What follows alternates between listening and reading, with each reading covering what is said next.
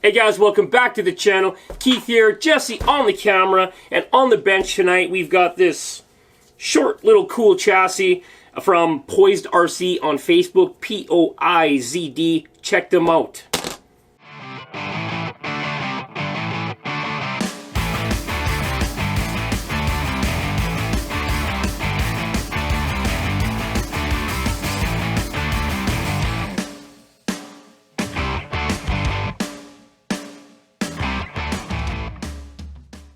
Okay, so this little chassis here is from a friend, Travis Rake, on Facebook. We just became RC Facebook buddies way back, and he finally decided to release. He does really cool, interesting things, and I've always kind of wanted a chassis from him. And then I kind of been following this project with him. He's done. This is version 3 now of the POIZD RC line. This is the T3. I highly recommend joining his Facebook group, and then you can kind of get a list of the vendors and kind of see what other people are doing for the builds before you start investing the kind of money it's going to take to build this. It is a lot more expensive if you live on the north side of the border or in Australia, like our homies down there, but yeah, you're going to spend a few bucks building this to do it right anyway. So first step you do is order the chassis. You can order, I believe, just the frame rails, but you're just simple enough, order the skid plate, the side rails. It's only a few bucks, and you can go on Facebook, I believe, and send a PM to Travis himself and order it, or you can go to alliancehobby.com. Again, join the Facebook group. All the information you need to get yourself set up with this chassis is there. So, Jesse and I decided, since we are upgrading the axles on our next Phoenix build to the F10T, the Toyota type ones, we've had them for months. We've had the truck for months. It's just been sitting. We just haven't got to building it yet. So we scalped the axles from that. We're going to run the F10T axles, front and rear, obviously, in the truck, non-portal. We wanted to keep this guy super low and super light on this build. So once you have your axles decided, you're going to want to move on to links. There is various vendors on there. Decide your wheelbase, hit up a vendor, order your links. Super simple. Very cool. Once you guys see how this all goes together, everything will make sense. Very short in the front, very long and high in the rear. It's a very cool rig. We ordered ours in 12.8 from TNT Customs on Facebook, but unfortunately, at the time of this video, he's no longer doing these right now, so we were lucky to get a batch out of him before he was done doing that. But stay tuned, he might come back to it. Things change with people, but also, you're going to need some lateral support, some cross members. Not many for this chassis, really. But anyway, we ordered these really nice gold carbon fiber. Really nice units, gold carbon fiber, really sweet looking unit. Their theme is going to be gold and carbon fiber on the whole thing. And we're going to do one of those sweet paint jobs that everybody likes. Right? Is it a thing? Anyhow, these got the brass threaded inserts in the ends. They're going to look beautiful in there. The two carbon fibers pop off on each other really nicely. Look at that, nice and level. Okay, and since we decided to go with the sweet Vanquish plastic, we want to go super lightweight on this guy, F10T axles, plus, like I just said, we had them kicking around. We went with the buy once, cry once, behind the axle servo mount from 1/10 RC Scale or 1/10ScaleRC.com. Check them out, fantastic piece.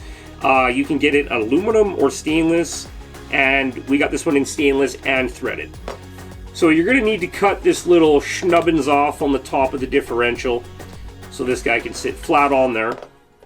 And once it's all assembled, the top bolt there and the bolt through here are actually what kind of mount them on.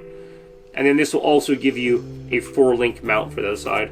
And your servo can drop in there. See it again? Yeah. Just like that. So, but bam! Just like that. She's going to ride in there real nice. So it's going to be a nice, tight little package. So you'll find on the page there's various vendors making various parts and such for these chassis, which is very cool to see. We ordered this hanger bearing kit for the rear, which is going to pick up the rear drive shaft on the same angle as the high clearance links, which is a very cool little piece. First time seeing something like this utilized in one of these crawlers. Kind of actually one of the main selling features too is this design. You use an axial AX31410 transfer case output shaft, and two basic 5x10 bearings through there. So that's going to pick that up. Super simple. You'll need a couple of drive shafts. Okay guys, so after that sweet servo mounted axle, we decided to go with a Deluxe Fab Nod R transmission. R is for the motor on the right hand side and your left hand output to go with this one. I believe that's how it works, but just check your axles and your output. It tells you on the site which way it works. Anyhow, 42 gram, very nice little unit, all machined up. It's got this nice little 3D printed door you can open up and set your gear mesh. Absolutely beautiful. It also comes with a carbon fiber spacer in case you're running a fat can and you got to lift it up off the skid plate. And it looks like some kind of motor adapter or spacer or some kind of thing it comes with. But yeah, we also ordered the Three Brothers RC Black Jacket 2000 kV censored outrunner motor.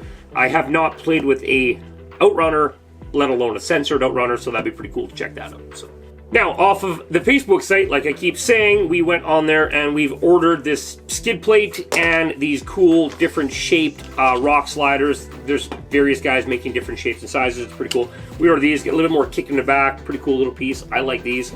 This guy now was built for that transmission, and he's got the threaded little inserts in the side. Pretty cool piece.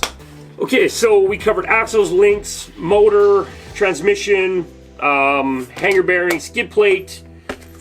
Now, since this does not have overdrive in the T-case or the transmission, we are going to overdrive the front axle with an axial part, which will drop right into that Vanquish housing. That's part number AXL332001. Now, we are going for super lightweight. All the parts we ordered are light, except for this guy. We want him to be super strong because he is also the 4-link mount. It's going to take some abuse, so. The plan is to go super light on it, and if it doesn't crawl good, just in case, I bought some big brass heavy metal HD heavy bearing front heavy SCX-10-2. No, just SCX-2. They don't want to get sued, so don't mess around.